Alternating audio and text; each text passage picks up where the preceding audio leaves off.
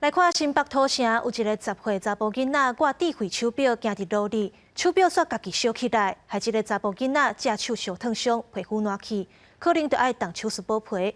手表盗火原因，即阵正咧调查。手表业者表示，应该甲电池有关系，会负责赔偿。若消保官嘛已经介入调查。查甫囡仔行伫路上，突然将雨伞挡去边仔，手腕呛出大火，安怎嗅拢嗅袂掉。几秒钟了后，火家己花，也毋过伫伊的手加一条明显伤痕。手予火烧着，遗体残骸烧到乌麻麻。事发伫新北市土城区顶5月30，一个10岁查甫囡仔下昼4点外位徛喺前往补习班的路上，智慧型手表突然家己烧起来，只手骨、手腕、手指头有2度烧烫伤。附近菜馆行业者赶紧替查甫囡仔先擦药了后，佮陪伊同齐去补习班。发生一起智慧型手表爆炸事件，导致一名10岁男童右手臂2度的烧烫伤，恐怕需要植皮手术。盗火手表已经向送往监察，要调查爆炸原因。也毋过，即摆出代志的产品是科技公司关系时间主打的Hero1系列移动智慧手表，每一支计销上千，安怎会突然盗火？业者讲，可能甲消费者电池身躯换来换去，加上天气因素有关系，也强调会负起赔偿。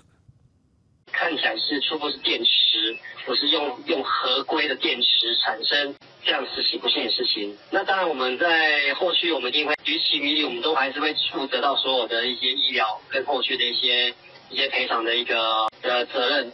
业者回应，所有产品拢经过合格检验，也毋过消保官也前往业者公司所在地进行稽查，厘清事故发生原因。记者综合报道。会挂智慧型手表的人愈来愈多，嘛有真侪人会甲手机啊、甲行动电源放伫落地啊内底。过去都捌发生盗火状况。专家表示，这款产品大部分拢是用锂电池，若准不三时会感觉烧烧，或者是无法度充电、加袂行，都要特别注意。当时休乐期间，未少青少年组织起护转运站，大家人一支智慧手表随身挂咧行。爸妈跟同学都在用。所以我就跟着买了，看到朋友有在用，然后还蛮推荐的，我就想说也一起试用看看，方便测量自己的运动数据。功能多元的智慧型手表会当电话通话，所以未少家长拢会买给囡仔，以方便联络掌握安全。也毋过这类的产品真侪种，贵也爱10万，俗个几百块也都买会到。这件产品好歹无齐全，即马发生家己盗火，烧到囡仔的事故，引起安全疑虑。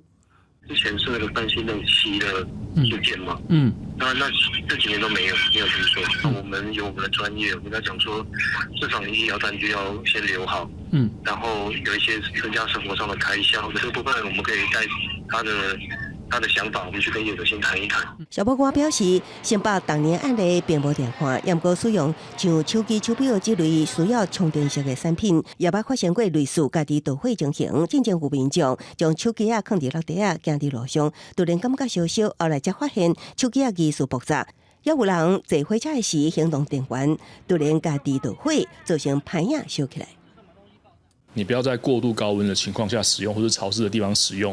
那如果今天它已经有发生故障，例如你今天壳都已经摔破了，然后或者说已经在佩戴的时候就已经有产生什么高温不适了，你就不要继续使用了。这挂电子产品拢装有电池，专家就提醒，电池异常的3大警讯，包括产品本体出现无正常会烧会烫，还是异常耗电，无法度充电，加系统使用上敢是开始卡卡变慢无顺，建议拢先卖挂卖炸，送回关手检查危险发生。记者综合报道。